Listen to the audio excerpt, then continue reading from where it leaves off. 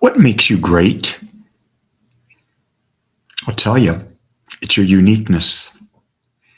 Because when you think about it, there's no one else on the planet that is like you. There's no one on the planet that sees life the way you see life. And so you bring a perspective to life, a perspective that's unique to you. There's never been a perspective like yours. There never will be. But yet, we have been domesticated, we've been conditioned to try to be like other people, to model other people. Well, there's a degree to which modeling works. If someone is demonstrating a certain thing and you can emulate the pattern through which they do it, that's a wonderful example of how to live. But you know what? It's not going to be the same as theirs. It's not going to be the same because you think differently. You're going to want to see it differently. You're going to want to have an experience different than anyone else.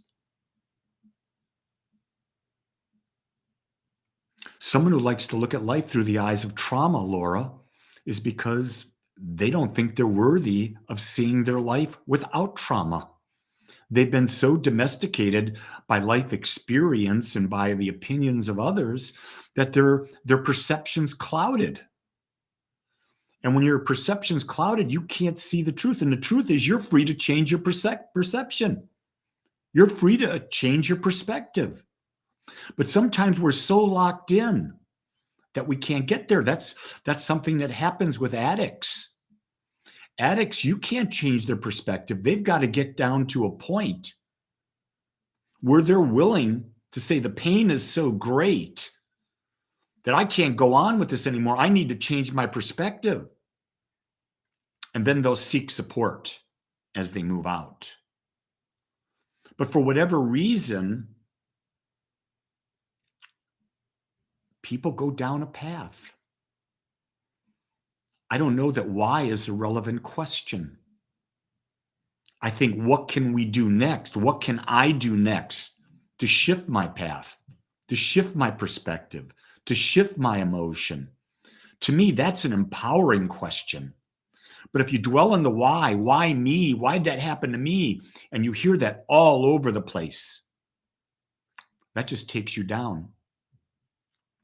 The more we discuss what we don't like in the world and what we don't like about ourselves, what we don't like about our relationships, what we don't like about our jobs, what we don't like about our money, guess what?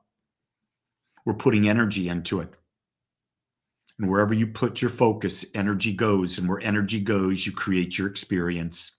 It's that simple. So you've got to ask yourself this question. Am I willing to step outside the pack? Am I willing to step into my greatness and think differently? Think as if my life was the way it wants and do nothing like that.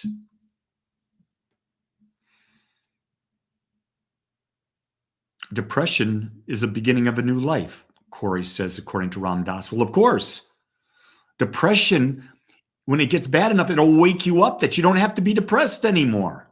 You can think differently. You can become, here's a key, become unattached to your thoughts, become unattached to your past experience. If there's something to grow from, to learn from, take it. Be unattached to it. Your attachment causes you pain. Attachment causes you suffering.